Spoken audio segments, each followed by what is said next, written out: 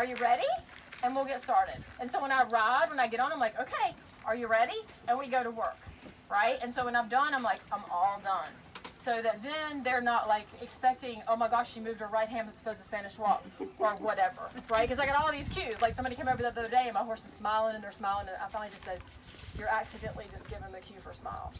You know, so you do want to be careful what you teach them. Good thing we can't teach them to say dirty words by accident or something. So we'll just move over here and see Miss Bella. Hi. Can you touch? And you can use a pool noodle, you guys. Anything that's different that they don't see every day. Can you touch?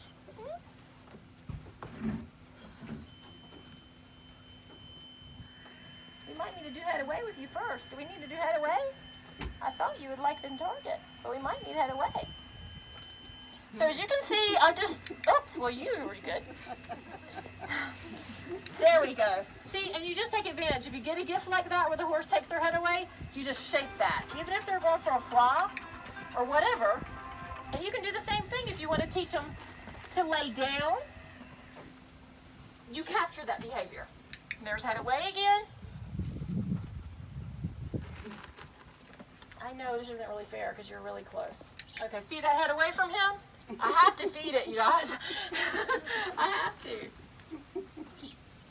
And there's head away for him again. You have to play. There's you, but you don't get anything until you get the posture. And it's very interesting because we often do work horses together like this, and they tend to know your intention, right?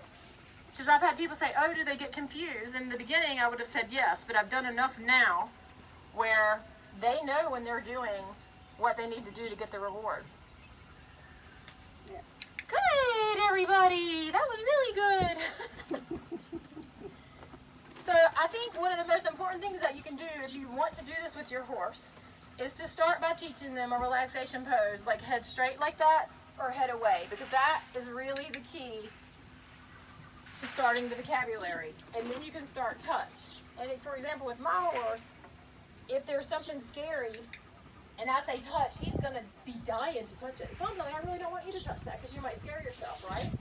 But he is dying to touch it because he knows he's at least going to get a good boy, a yes, or a click and feed.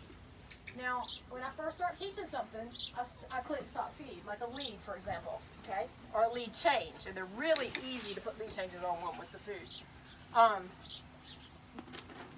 But eventually, that has to go away. You can't just always stop click and feed, so you make your words. So in other words, I've made the click really strong by feeding every time I click, right? And I'm going to just have you hold her for a minute, and I'm going to give you a little magnitude reinforcement there. She's like, that's kind of not very much magnitude reinforcement for someone my size. There you go. So the way it would work if you were trying to do lead changes or something of that nature is that you would click and feed in the beginning. Yes, that's a lead change I want. Yes, that's a lead change I want. And say you're using the word yes that you wanted to replace the click with. Does that make sense? So pretty soon you start fading out the click and you're just yes and feed. And then pretty soon you start fading out the feed and you just say yes. And then it becomes a confirmed behavior and you're not then, you know, yes, click, feed, that sort of thing all the time. But it really helps teach a confirmed behavior. I can't help myself. He's being so good. He's being really, really good. So, and the way that I got into this is I had a horse who flunked out of famous trainers multiple times and had a neurologic problem, and I'd done everything I knew to help him, including thousands and thousands of dollars of surgery. And I was such a skeptic. I was like, I'll never hand feed. I'll never do this well training stuff. My farm will never sound like that. Never say never, folks. And the way that I got into it was I just got talked into going to see a presentation by Shauna Kerr. She's one of my mentors who worked at SeaWorld, and she was a behaviorist there, the lead behaviorist for 10 years. And she, Dawn Winiger was there, if you guys know Dawn. And I'd seen Dawn at many dressage clinics with we'd been there together, riding with other clinicians, and she had really struggled with the changes on Don Derek. And she was able to get the changes with the clicker on her whip. First of all, when she just showed up, I was like, okay, I should probably pay attention. Right?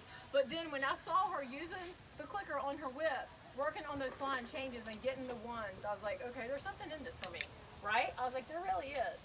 And then she pulled a pony off the trailer, and this thing was a villain. I mean, a villain. Like they had a hard time getting him off the trailer without anybody getting hurt. They had a hard time getting him tied up, which of course was not Shauna's preference because she doesn't really believe in tying, right? But they had a terrible time, and I thought somebody is gonna die. So I stopped chatting rudely with my friend in the background like I had been in the audience, and I started paying attention. And this pony today is still in Don Winnegar's barn, and an older lady, I guess, I'm gonna guess at age, I'd say between 70 and 80 probably, rides the horse, shows him successfully, and does amazingly well, and you can walk up to him the cross ties right now and pet him. So you want to talk about some major transformation like right in front of my eyes and that I still see today? This stuff works. You can speak the same language as your horse or pony and have a bond and a relationship like you've never seen before. And I usually say, if you want to feel like a kid again, I usually say a little girl, but there's gentlemen. If you want to feel like a kid again with your horse, and you just want to have that soft, loving relationship where your horse adores you like your dog does, this definitely works. Does anybody have any questions?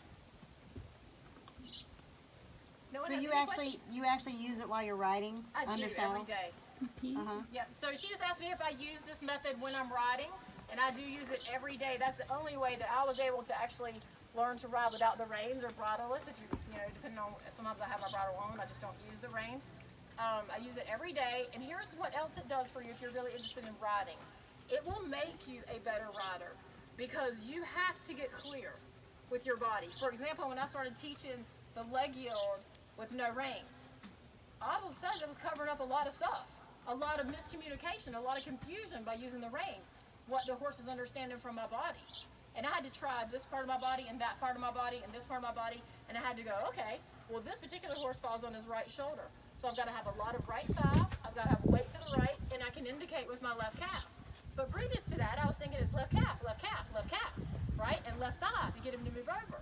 Well, I was pushing him onto his right shoulder, but until I put those reins down and asked him, can you do this? And when he stepped the right way, I would say, click treat. And he was like, oh, I really want to do this. But he was following